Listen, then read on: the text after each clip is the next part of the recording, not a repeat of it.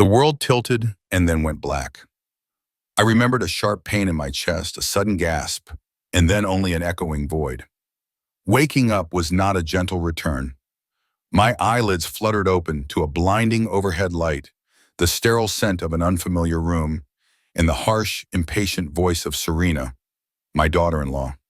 "Get up, Eleanor. We haven't got all day for your dramatics."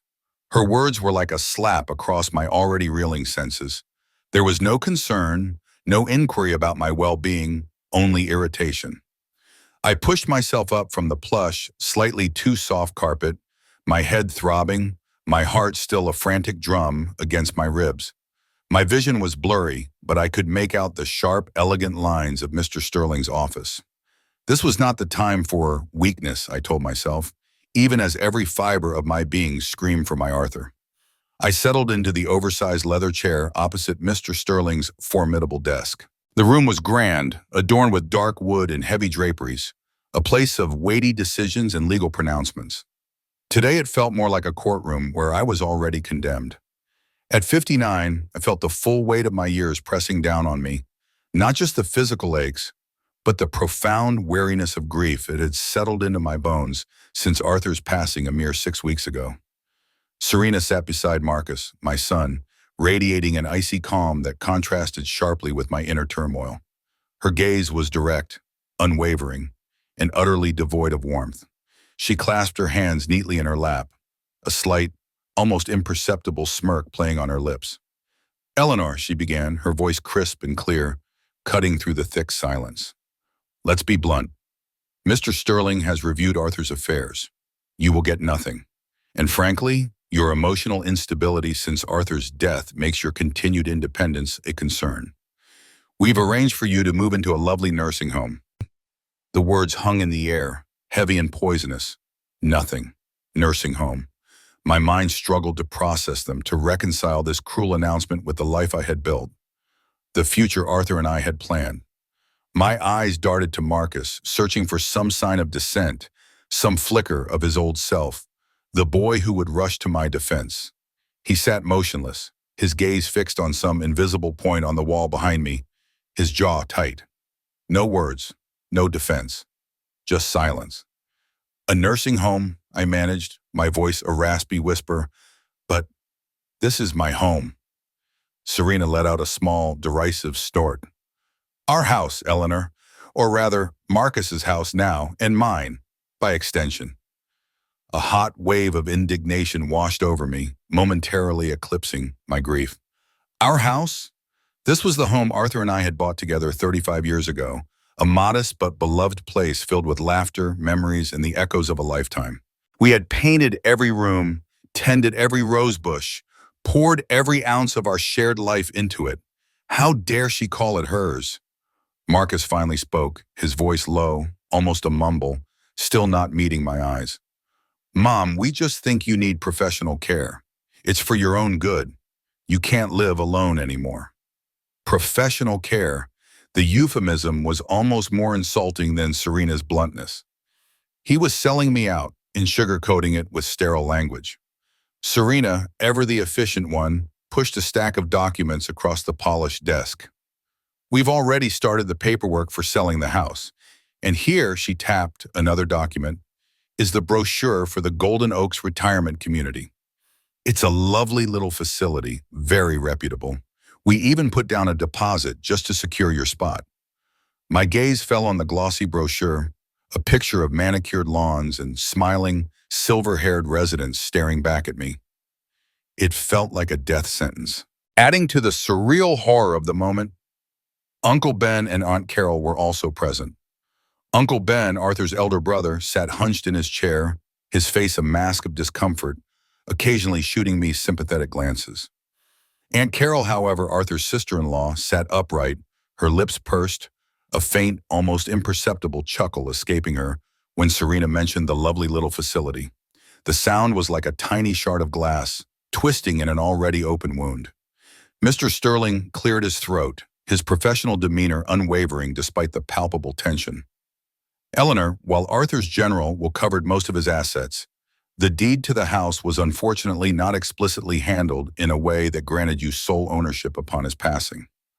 Marcus, as you know, was made co-owner on several of your joint accounts for convenience years ago, giving him significant control. The legal jargon was a blur, but the message was crystal clear. I was adrift, legally vulnerable, and utterly dependent on the whims of my son and his wife. My despair deepened. The Golden Oaks has an opening next week, Serena announced, her voice ringing with finality. And the deposit has been paid. It's all arranged.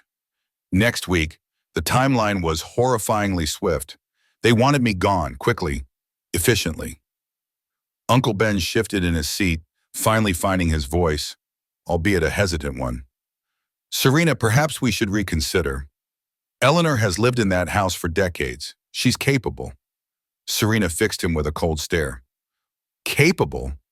Ben, Eleanor has no income. No way to maintain the house, let alone herself. This is a practical decision, not an emotional one. Arthur, bless his soul, wasn't thinking clearly when he left things this way.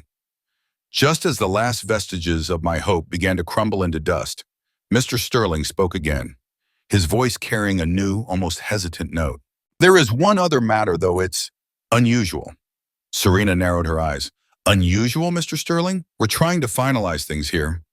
Arthur, Mr. Sterling continued unfazed, left a sealed document. He stipulated it was only to be opened under very specific conditions.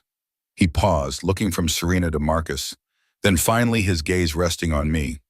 Specifically, if Eleanor's continued residency in her home was ever threatened, or if she was subjected to mistreatment regarding her care. Serena scoffed, a brittle sound. This is ridiculous. Arthur was a traditional man. He wouldn't have hidden anything. Mr. Sterling ignored her, rising from his chair.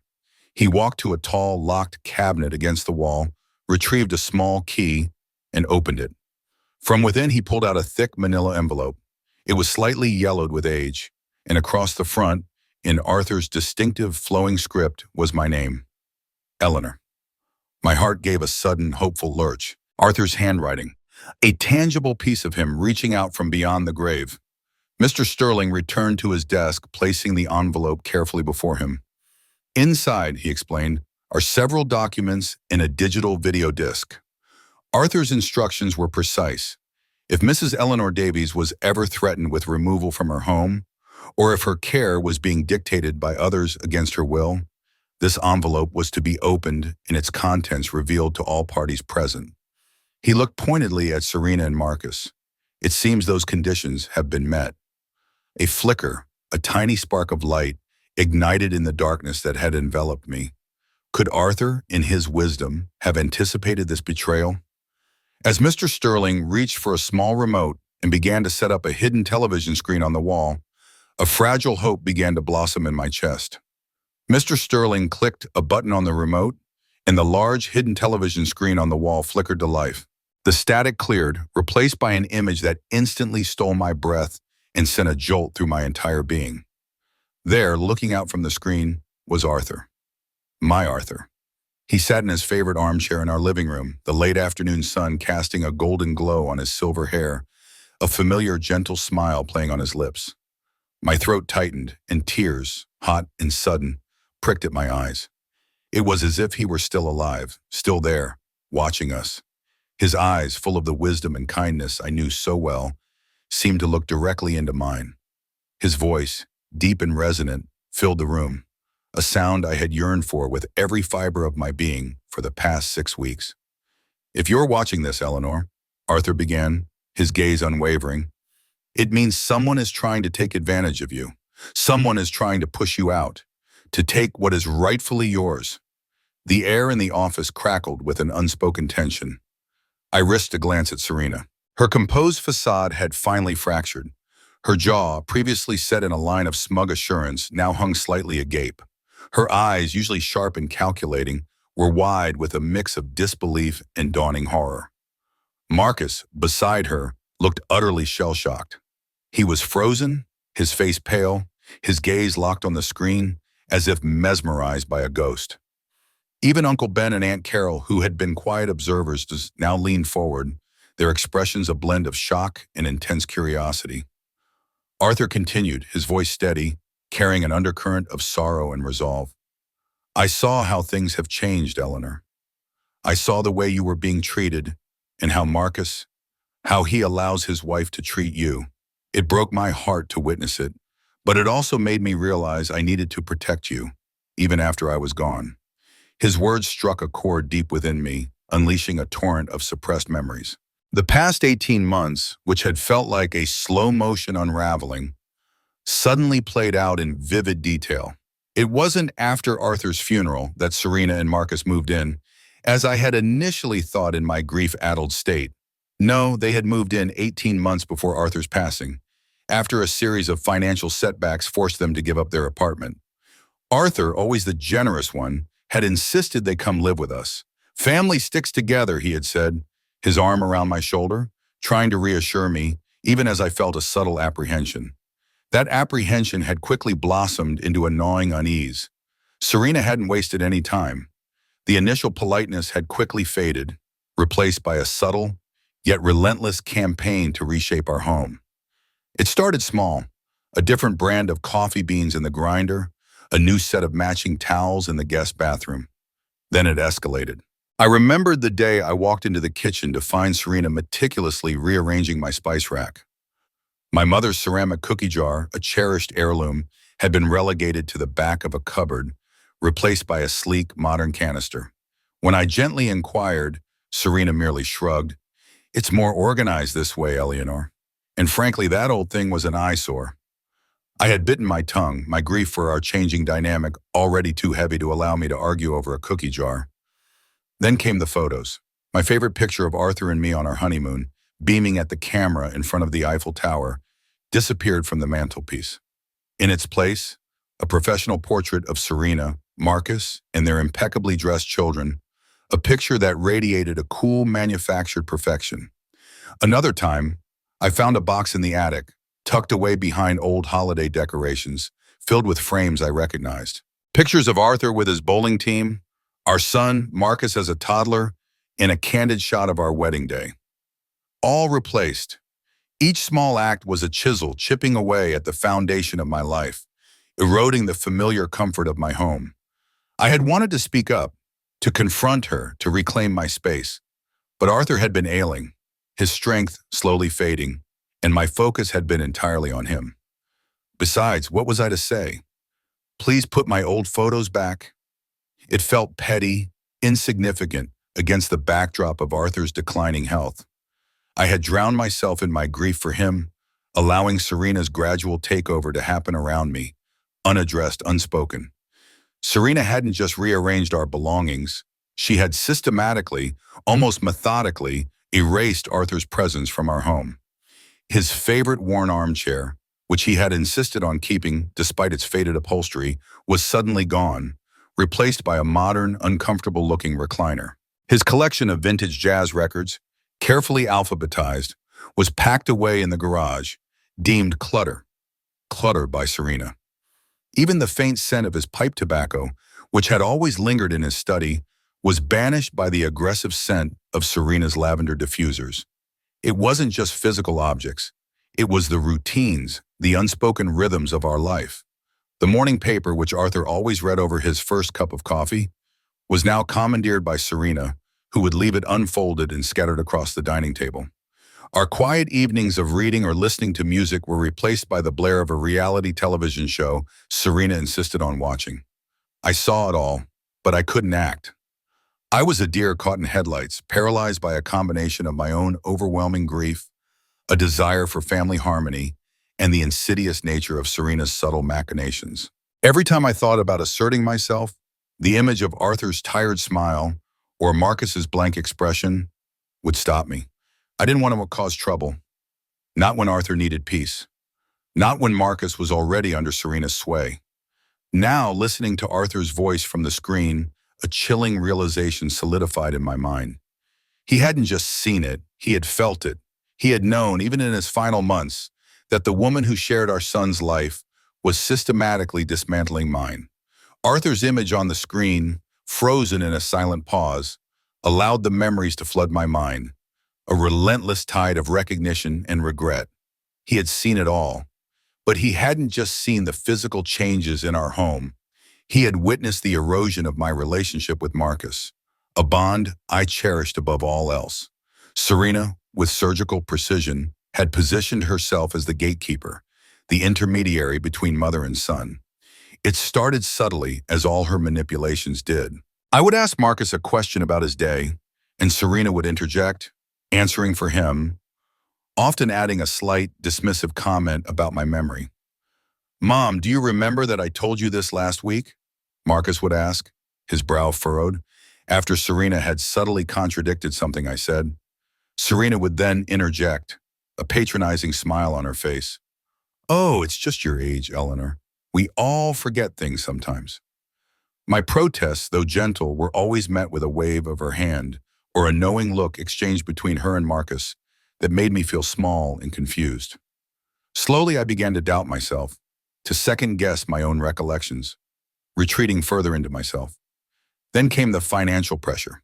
Serena would often sigh dramatically during dinner, launching into soliloquies about the ever-increasing cost of living.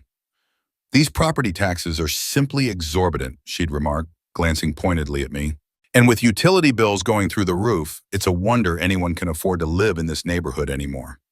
She would never directly ask for money, but the implication was clear. I, with my fixed income, was a burden, contributing to their supposed financial strain. Foolishly, I started offering.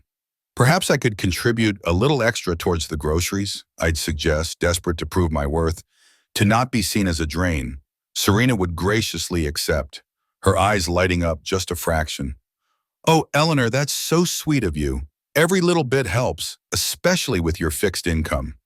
The phrase fixed income became a recurring mantra, a constant reminder of my supposed financial limitations, whispered like a judgment. I handed over a portion of my meager pension each month, believing I was helping, oblivious to the insidious nature of her tactics. The isolation began almost imperceptibly. My bridge club, a cherished weekly ritual, slowly dwindled. "Eleanor, your daughter-in-law was quite rude when I called to confirm this week," my friend Doris confessed over the phone one afternoon. "She said you were resting and couldn't be disturbed, but I distinctly heard you in the background." Another friend, Margaret, stopped visiting altogether after Serena had commented on how much trouble it was for me to have guests given my frail condition. Soon the phone calls stopped coming as frequently. Invitations to lunch or community events became rare. I found myself increasingly alone in my own home, a prisoner in the very place I should have felt most secure. I was trapped, not by physical bars, but by a web of subtle manipulations that had severed my connections to the outside world. It was a stark contrast to the woman I once was. I remembered the fierce strength that had surged through me after Arthur's first heart attack, 20 years ago. He had been incapacitated for months, and I had taken on everything. I worked a part-time job, managed all the household finances, nursed him back to health, and raised Marcus, then a teenager, all while maintaining a calm exterior. I was a rock, unwavering and resilient. Where had that woman gone? Grief, I realized now, had been a veil, blurring my vision, dulling my instincts. Serena had exploited that vulnerability, not to help, but to systematically, ruthlessly take over. Just as the weight of these painful recollections threatened to crush me, Arthur's voice resonated again from the screen, pulling me back to the present, to the dimly lit lawyer's office. "I saw what was happening, Eleanor," Arthur said, his gaze unwavering, full of an almost prophetic sorrow. "I saw her calculating eyes, always assessing, always weighing. She wasn't just rearranging the furniture. She was calculating our worth, estimating how much she could gain. I heard the whispered conversations, the casual remarks about your future care, always just out of earshot, but enough for me to piece together the truth." A shiver ran down my spine. Arthur, in his declining health, had been more aware, more observant than I had given him credit for. My vision had been clouded by my own distress, but his, it seemed, had sharpened in his final days. "The night before my surgery," Arthur continued, his voice dropping to a low, somber tone, "the one I didn't make it back from, I overheard them, Marcus and Serena. They were discussing you, their plans for the house and then the nursing homes." The words hung in the air, a chilling confirmation of my darkest fears. the nursing home. It wasn't a sudden, compassionate decision made after Arthur's death. It was a cold, calculated plan, concocted long before, while he was still alive, still fighting for every breath. They had planned my displacement, my incarceration. Even as my husband lay on his deathbed, the sheer audacity, the callousness of it all left me breathless. Serena and Marcus sat frozen, their faces etched with a mixture of dread and disbelief, caught in the unforgiving gaze of the man they had so readily betrayed. Arthur's voice, though coming from a screen, seemed to fill every corner of the room, echoing with the weight of his final, heartbreaking revelation. "Serena," he pronounced her name with a slow, deliberate cadence, "you were researching nursing homes for Eleanor even before I was dead. I heard you discussing the finances, the logistics. You didn't even have the decency to wait until my body was cold." The accusation hung heavy in the air, a poisonous fog. Serena's face, which had been a mask of shock, now twisted into a desperate attempt to deny, to refute. Her lips parted, but no sound escaped. Marcus, beside her, gripped the edge of the polished conference table, his knuckles white, his eyes darting frantically between the screen and his wife, as if searching for an escape route from the unfolding nightmare. Uncle Ben and Aunt Carol watched, rapt, their earlier discomfort replaced by an almost horrified fascination. Arthur's gaze, steady and resolute, softened slightly as he looked out, his eyes, I knew, fixed on me. "But I made preparations, my love," he continued, a faint, reassuring smile gracing his lips. "I protected you, sweetheart. I wouldn't let them take advantage of your kindness, your generosity, or your grief." The room was utterly silent, save for the gentle hum of the television. Arthur's words, "I protected you," resonated deep within my soul, a balm to the wounds of betrayal. A wave of profound love and gratitude for my late husband washed over me, mingling with the shock of what was being revealed. Mr. I... Sterling, sensing the magnitude of the moment, reached for the remote. The screen flickered, and Arthur's image froze mid-sentence. The lawyer turned to me, his expression solemn. "Eleanor," he said, his voice low, "what comes next will change everything you thought you knew about Arthur's will. Are you ready?" A surge of the old Eleanor, the strong, resilient woman who had faced life's challenges head-on, ignited within me. The haze of grief and confusion began to lift, replaced by a clear-eyed determination.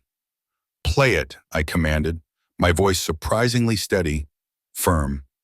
"Play the whole thing." Mr. Sterling nodded, a flicker of respect in his eyes, and pressed the remote. Arthur's voice resumed, picking up exactly where it had left off, as if he were simply pausing for dramatic effect. "What they don't know," Arthur explained, his tone gaining a quiet, almost triumphant edge, "is that 3 months ago, when my cancer spread faster than any of us expected, I restructured our assets. I met with Mr. Sterling and established a revocable living trust." He paused, allowing the weight of the legal term to settle. "This means, Eleanor, that the house, our savings, our investments, they are not exactly as they appear on the surface. They are not simply listed under my name or even jointly with Marcus in the way they assume." A faint choking sound came from Serena. Marcus's grip on the table tightened, the wood creaking faintly under the pressure. Their faces, once arrogant, were now portraits of stark terror. "The house," Arthur declared, his voice firm, "is held by this trust. And you, Eleanor, are designated as the primary beneficiary and the sole trustee of that trust. This means you have ultimate control over its assets, including the home." "Mr." Sterling chimed in, clarifying the legal intricacies.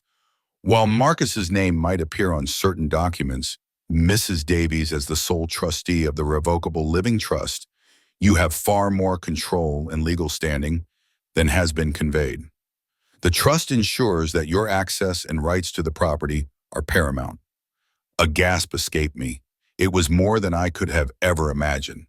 Arthur, my quiet, unassuming Arthur, had been a strategic genius, laying the groundwork for my protection even as he faced his own mortality. "And now for the most important part," Arthur continued, his eyes hardening, fixed on some unseen point beyond the camera, as if he were staring directly at Serena and Marcus. "This trust includes specific conditions, Conditions designed to protect you from the very scenario that has brought you all here today. He leaned forward slightly, his voice dropping, imbued with a chilling gravitas. If anyone, Eleanor, attempts to threaten you with forced relocation from our home, or tries to coerce you into giving up your rightful place, or if they attempt to institutionalize you against your will, then additional protections within this trust are immediately activated. The silence that followed was deafening, punctuated only by the shallow breathing of those in the room. Marcus, who had been speechless up until this point, finally managed to croak out a question, his voice barely audible, laced with a desperate fear. Additional protections? What kind of protections? Arthur's gaze, now sharp and uncompromising, seemed to bore directly into Marcus, a father's ultimate disappointment etched onto his spectral face. If anyone, Arthur stated, his voice ringing with absolute authority, and that includes you, Marcus, tries to force Eleanor out of her home or attempts to institutionalize her, then they forfeit any claim to inheritance. Not just from the house, but from everything. Every single asset held within this trust, every penny. The words landed like thunderclaps, shattering the last vestiges of Serena's composure. Her eyes widened, her mouth working soundlessly like a fish out of water. Marcus's face drained of all color, leaving him ghost white, his earlier arrogance utterly demolished, replaced by a raw, naked terror. Arthur had not only seen their betrayal, he had meticulously planned their downfall, ensuring that their greed would be their undoing. If you are finding this story as gripping as I am, please do me a favor and hit that like button, share it with your friends, and subscribe so you don't miss a single moment of what happens next. Now back to Arthur's incredible revelation. The room was absolutely silent, a profound stillness settling over us after Arthur's chilling declaration about the forfeiture of inheritance. Serena's face was a mask of incredulous horror, her mouth agape. Marcus had slumped in his chair, his earlier fear deepening into a look of absolute devastation. Even Uncle Ben and Aunt Carol, usually prone to murmurs, were utterly quiet, their eyes wide. Arthur on the screen continued, his voice steady, uncompromising. And there's another layer to this protection, Eleanor, a specific clause. If you are subjected to mistreatment, emotional abuse, or psychological manipulation, you have the authority to revoke their access to any shared assets immediately, without legal challenge. That's illegal, Serena finally sputtered, her voice rising in a frantic squeak, her face contorting in a mixture of rage and disbelief. He can't just do that. It's unfair. It's a trick. Mr. Sterling, ever the calm professional, interjected. Mrs. Davies, Arthur was very thorough. He worked with not one but 3 separate estate attorneys, including myself, to ensure every aspect of this trust was legally watertight. Every contingency was covered, every clause meticulously drafted and reviewed. What Arthur is saying is absolutely within the bounds of law. Arthur's gaze shifted, seeming to pierce through the screen directly at Marcus. Marcus, he said, his voice laced with profound disappointment, I watched you. I watched you become weak, spineless, allowing your wife to dictate how you treated your own mother, how you treated me in my final days. This isn't about cruelty, son. This is about ensuring your mother receives the dignity and respect she deserves, the respect you failed to give her. He paused, a flicker of sorrow in his eyes before continuing. This trust ensures your security, Eleanor. You own the house outright. All the bank accounts, the investment portfolio, they are under your complete control. Marcus and Serena have no claim, no say, unless you choose to grant it. A wave of dizzying realization washed over me. All this time I had felt helpless, believing myself to be at their mercy, financially dependent, a burden. But Arthur, my brilliant Arthur, had ensured I was in control all along. The power had been in my hands, hidden, waiting for this very moment. It answered the unspoken question that had been nagging at me. Why didn't you tell me, Arthur? Why let me suffer? As if reading my mind, Arthur continued, his voice softening slightly. You might be wondering why I didn't tell you sooner, Eleanor. I hoped, foolishly perhaps, that Marcus would eventually step up. that he would see the error of his ways, that Serena would find some shred of respect. I wanted to give them the chance to do the right thing, to treat you as you deserved. But they didn't. They only saw opportunity in my failing health. Then Mr. Sterling spoke again, his voice carefully measured. And then there is what we refer to as the nuclear option, Mrs. Davies. He held up another document from the manila envelope. Arthur stipulated that if you are ever actively threatened with institutionalization or subjected to overt verbal abuse and harassment concerning your living arrangements, you have the unilateral power, through this trust, to completely cut them off from any inheritance. Not only that, but you can demand repayment or reclamation of any significant sums of money or property you gifted them or spent on their behalf in the past 2 years. My breath hitched.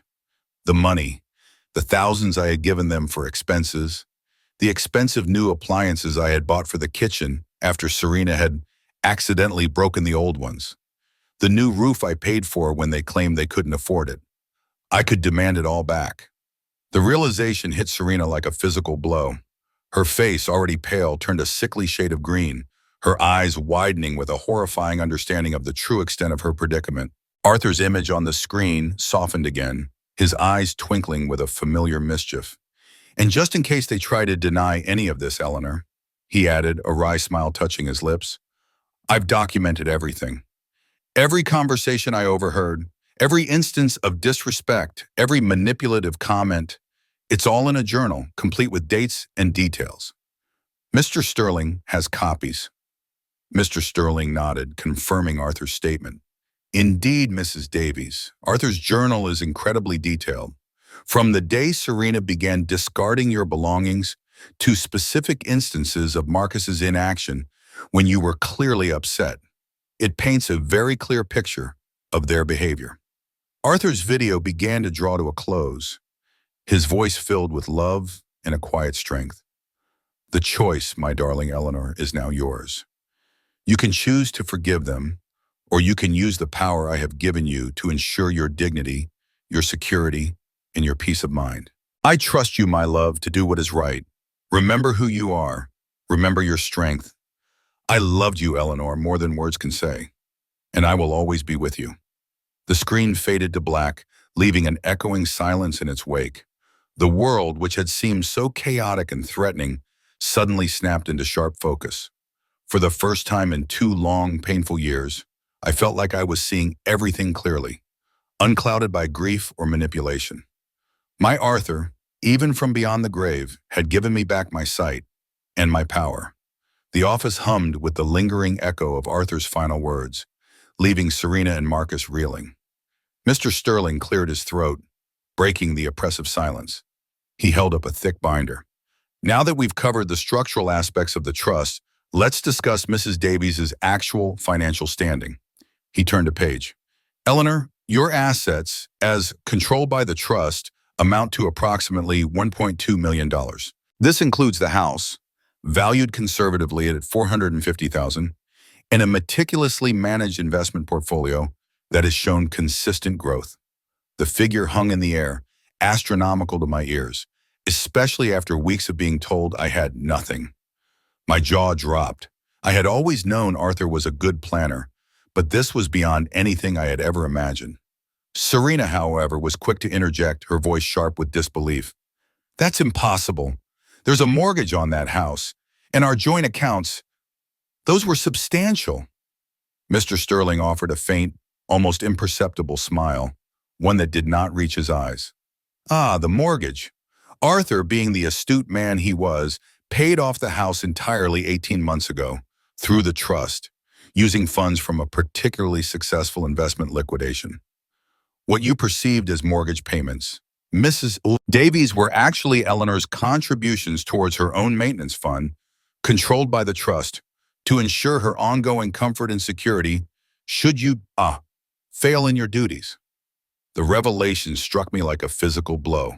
The mortgage payments I had painstakingly contributed each month, thinking I was easing their burden, were actually just replenishing my own funds.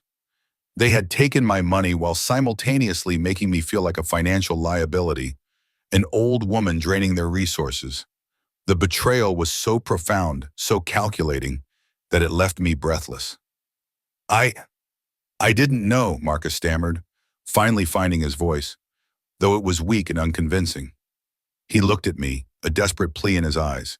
You knew enough, Marcus, I countered, my voice surprisingly steady, imbued with a newfound strength. You knew about the leases, the manipulation, the way she treated me. You watched it happen. You let it happen, Mr. Sterling continued, unfazed by the emotional storm brewing in the room. Now, regarding the financial recovery provisions of the trust, Eleanor, you are entitled to reclaim several specific expenditures. He listed them item by item. $15,000 for the bathroom renovations that were primarily for Serena's aesthetic preferences, $8,000 for the replacement appliances which were installed after Serena claimed the old, perfectly functional ones were broken, and the $24,000 in false mortgage and utility contributions you made over the past 18 months, which, as we now know, were never actually needed. He paused, letting the numbers sink in. That's a total of nearly $50,000 that can be immediately reclaimed by Eleanor. Serena looked as if she might actually faint this time. Her eyes were wide, her face a mask of disbelief. But Mr. Sterling wasn't finished. And finally, and he continued, a slight emphasis on his words, given that Marcus and Serena have resided in Eleanor's home rent-free for the past 18 months, while actively deceiving her and planning her displacement, the trust stipulates that Eleanor is entitled to back rent. Based on market rates for a property of this size and location, that amount is calculated at $20,400 per month. Over 18 months, that totals an additional $43,200. This is insane, Serena shrieked, finally exploding. She jumped to her feet, her chair scraping loudly across the floor. You can't do this. We're family. We live here. Mr. Sterling remained impassive. Mrs. Davies, as Arthur's video clearly established, this is Eleanor's home. You and Marcus were, legally speaking, guests. Guests who, it has been demonstrated, exploited the generosity of your host. The trust simply ensures that Eleanor receives what is rightfully owed to her. Serena spun on Marcus, her eyes blazing with fury. Marcus, say something. Tell them this is ridiculous. Tell them we won't stand for it. But Marcus remained silent, his gaze fixed on the table, his face a canvas of shame, regret, and utter defeat. He couldn't meet her eyes, let alone mine. The weight of his inaction, his complicity, had finally crushed him. My gaze settled on my son, a knot of sorrow and anger twisting in my gut. You let it happen, Marcus, I repeated, my voice quiet but firm, carrying a sting that seemed to reach him even through his self-imposed silence. You watched her discard your father's cherished belongings. You stood by while she replaced our family photos with hers. You allowed her to humiliate me, to make me feel like a burden in my own home. While all the while you knew what she was doing, you knew it was a lie. Marcus finally looked up, his eyes bloodshot. Mom, she convinced me you were getting confused, that you weren't well, that it was for your own good. She said you were forgetting things. I shook my head, my resolve hardening. I wasn't confused, Marcus. I was grieving. And you, my own son, chose to believe her lies over your own mother. You chose greed over loyalty. And now you will face the consequences of that choice. The words, once unthinkable, now felt like an undeniable truth, cutting through years of denial. As the dust settled from Mr. Sterling's final pronouncements, he reached into the manila envelope once more. Eleanor, he said, his voice softer now, Arthur left one more thing. A personal letter just for you. He handed me a folded piece of stationery, slightly yellowed, with Arthur's familiar, elegant script on the front. My hands trembled as I took it, the warmth of his love emanating from the very paper. I unfolded it slowly, tears blurring my vision. My dearest Eleanor, the letter began, if you're reading this, it means my ultimate protection for you has been activated. Don't ever let anyone tell you you're weak or confused or a burden. You are the strongest woman I have ever known. Remember how you faced down every challenge life threw at us, how you raised Marcus, how you managed our home, how you were my rock through everything. You sacrificed so much for our family, and you deserve nothing but peace and security. You owe them nothing, my love, except what they earn through respect and kindness. And sweetheart, Arthur's words concluded, they haven't earned anything. The letter solidified my resolve, banishing any lingering doubts. Arthur's unwavering faith in me, his affirmation of my strength, was the final piece I needed. I looked up, meeting Mr. Sterling's gaze, then sweeping my eyes across the devastated faces of Serena and Marcus. Mr. Sterling, I stated, my voice clear and firm, I want them out. By the end of this week, I want all the money calculated, every penny reclaimed, and I want assurance, safeguards, that they can never try anything like this again. Serena gasped, her face contorting. Eleanor, please, think of Marcus. Think of your grandchildren. We're family. I met her desperate gaze unflinchingly. Family, Besh, I retorted, my voice cutting through her pleas, doesn't lie to each other. Family doesn't humiliate each other. Family doesn't threaten to discard each other like unwanted furniture. You forfeited any claim to family when you planned to put me in a nursing home before my husband was even in his grave. Without another word, I rose from my chair. The meeting was over.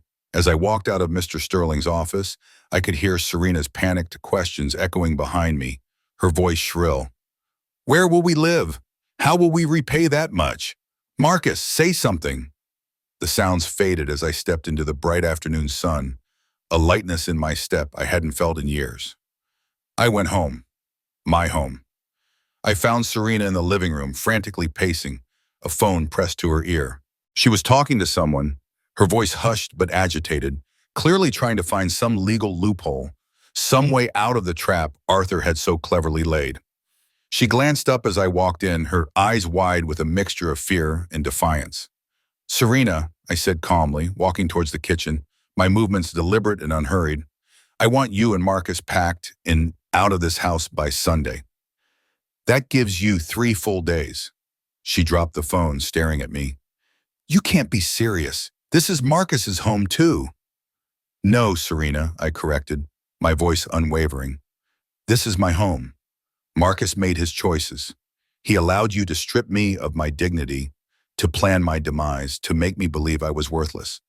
These are the consequences of those choices. She opened her mouth to argue again, but I cut her off. Parenting doesn't mean letting your children destroy you. Love without respect isn't love. What you and Marcus have done is neither. Eleanor, please, she tried again, her tone shifting, attempting to sound remorseful. We can change, we can fix this. Just give us another chance. I promise things will be different. I laughed, a dry, humorless sound. Your promises mean nothing, Serena. You didn't just hurt me financially. You inflicted psychological abuse. You gaslit me into believing I was losing my mind just so you could take over. There's no coming back from that. Just then, the front door opened, and Marcus walked in.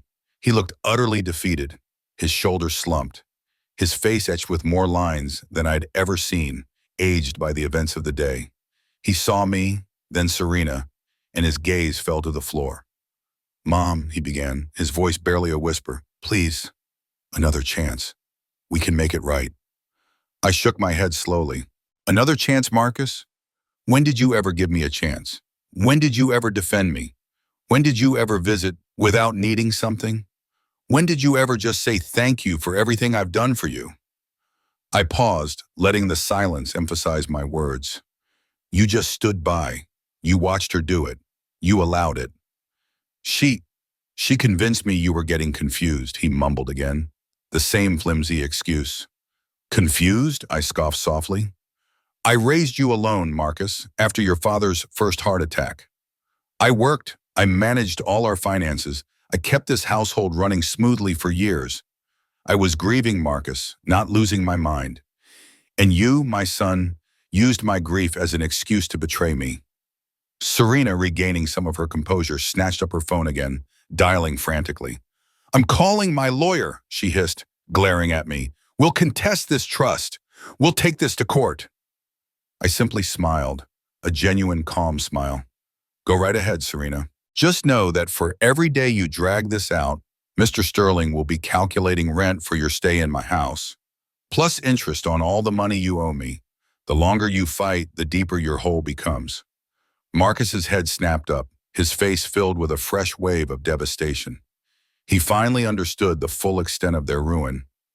Recalling Serena's earlier cruel words in the lawyer's office, I said, "You should have thought about that before you told me I'd get nothing and be sent to a nursing home, shouldn't you?"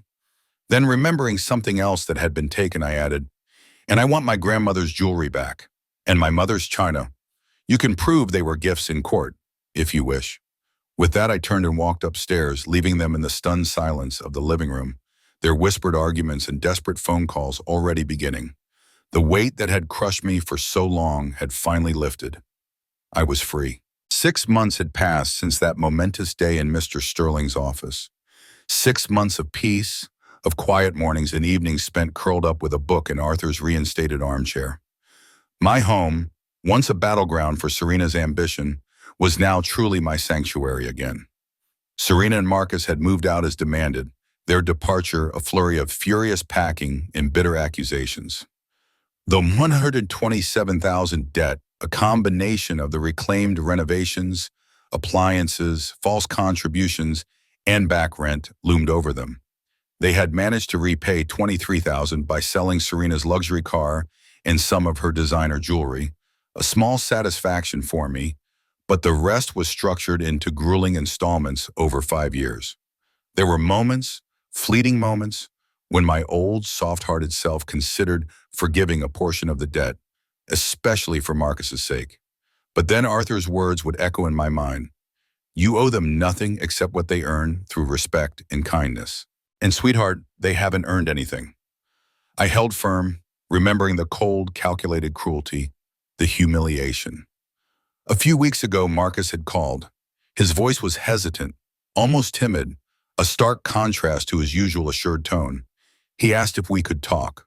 We met at a neutral coffee shop, the first time we'd been alone together in years. He looked tired, older than his 35 years, and genuinely remorseful. He told me he was in individual counseling, trying to understand his own complicity, his weakness. "Mom," he confessed, his eyes downcast, "I stopped being your son. I let her turn me into someone Arthur wouldn't recognize." I listened, my heart a complex mix of hurt and a cautious flicker of hope. I told him that Arthur had loved him deeply, even when he was disappointed, that Arthur had prepared this trust not to punish him entirely, but to ensure my safety, to make him see the truth. Then Marcus dropped another bombshell. He and Serena had separated 3 months ago. She hadn't been able to cope with the financial pressure, he explained, or with his newfound backbone in defending me. He'd finally started to push back against her manipulations, something he never dared to do while Arthur was alive. "She said I was choosing you over her," he admitted, a wry, sad smile touching his lips. "And for once I was." He then looked me directly in the eye, something he hadn't done in years. "Mom, I'm proud of you for standing up to us, for being strong." It was a fragile olive branch, but I decided to extend one back, albeit carefully. "Marcus," I said, my voice softer than it had been in months, "you can come to dinner next week, but understand this. You will have to earn your way back into my life. Your father built me a shield, but he also gave me the strength to use it. You will have to earn it back, piece by piece." A glimmer of hope entered his eyes. "I want to, Mom. I want to be the man Dad raised me to be." My transformation was not just financial. It was existential. Reclaiming my assets, my self-worth, and my home had opened a new chapter. I reconnected with old friends, picking up our bridge club where we'd left off. I even started dating a kind widower named George from the community center, a gentle soul who made me laugh. He appreciated my stories, listened with genuine interest, and never once called me confused. I now volunteered at the local senior center, sharing my story, helping others understand their financial rights, and encouraging them to speak up against elder abuse or manipulation, often offering Mr. Sterling's contact information. One afternoon, a small package arrived. Inside was a neatly wrapped box and a short, curt note from Serena's mother, Sylvia Vance. "Eleanor, I found this in Serena's things. I believe it belongs to you. I am deeply ashamed of my daughter." It was Grandma Lily's pearl necklace, a cherished heirloom that Serena had accidentally packed away with her own belongings, claiming it was costume jewelry. Holding the pearls, I felt not anger but a strange pity for Serena. She had traded a family, a legacy, for some stolen jewelry and a life built on lies. I called Brenda, my next-door neighbor, a lifelong friend. "Brenda," I asked, "tell me about the old Eleanor. Before all this happened, who was I?" Brenda chuckled softly. "Eleanor, you were always strong. You spoke your mind. You stood up for yourself. You took care of everyone, but you took care of yourself too." "I think I'm finding that person again," I said, a genuine smile gracing my lips. Later that evening, as I stood before my bedroom mirror, I looked at my reflection. Not the tired, grieving widow from 6 months ago, or the confused, diminished woman I'd been before that. I saw a strong, dignified, unbroken woman. Arthur's words echoed, "You are the strongest woman I have ever known." He was right. I was always enough, more than enough. I fell asleep peacefully that night, free and happy, whispering a soft, "Thank you, Arthur." And then for the first time in a very long time, "Thank you, Eleanor." What about you? Have you ever had to reclaim your dignity or stand up to someone who tried to diminish you? Share your stories in the comments below.